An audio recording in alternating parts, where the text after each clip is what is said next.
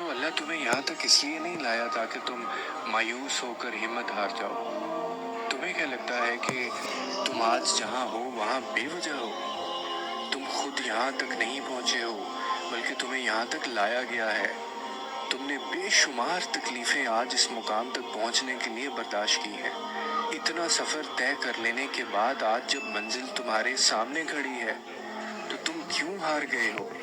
اتنے کٹھن صبر کے بعد اب جب صلہ ملنے کا وقت ہے تو کیوں راستے میں ٹھہر گئے ہو؟ اٹھو، اب تو سفر ختم ہونے کو ہے۔ اب تم منزل کی نہیں بلکہ منزلیں تمہاری منتظر ہیں۔ اب تمہیں معجزوں کا نہیں بلکہ معجزوں کو تمہارا انتظار ہے۔ اب کن تمہاری ایک آخری دعا کا ارادہ باندھے ہوئے ہے کہ یہاں تم مانگو اور وہاں تمہیں منہ سے نکلی پہلی فریاد پر نواز دیا جائے۔ اب صبر کے زمانے گزر گئے ہیں، اب صلے ملنے کا وقت ہے۔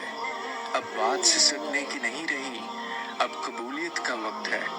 اب مسافتیں ختم ہونے کو ہیں، اب آنسوؤں کے مسکراہٹوں میں بدلنے کا وقت ہے۔ کسی اور کا نہیں، اب یہ تمہارا وقت ہے۔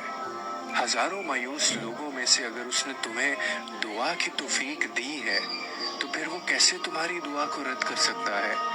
جس نے دعا کا حکم دیا ہے اس نے قبولیت کا بھی تو وعدہ کر رکھا ہے۔ تو پھر اس دل کو منا لو یقین پہ اور اس کو اپنی رضا میں راضی کر لو۔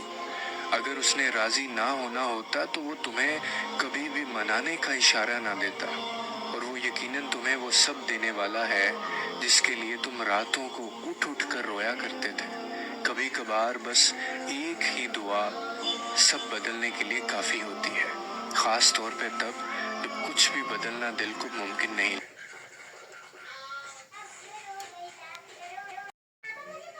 دیکھو اللہ تمہیں یہاں تک اس لیے نہیں لایا تاکہ تم مایوس ہو کر ہمت ہار جاؤ۔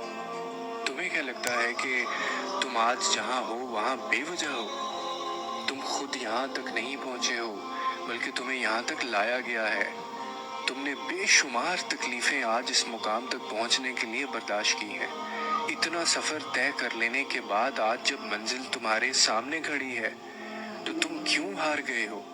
اتنے کٹھن صبر کے بعد اب جب صلہ ملنے کا وقت ہے تو کیوں راستے میں ٹھہر گئے ہو؟ اٹھو، اب تو سفر ختم ہونے کو ہے۔ اب تم منزل کی نہیں بلکہ منزلیں تمہاری منتظر ہیں۔ اب تمہیں معجزوں کا نہیں بلکہ معجزوں کو تمہارا انتظار ہے۔ اب کن تمہاری ایک آخری دعا کا ارادہ باندھے ہوئے ہے کہ یہاں تم مانگو اور وہاں تمہیں منہ سے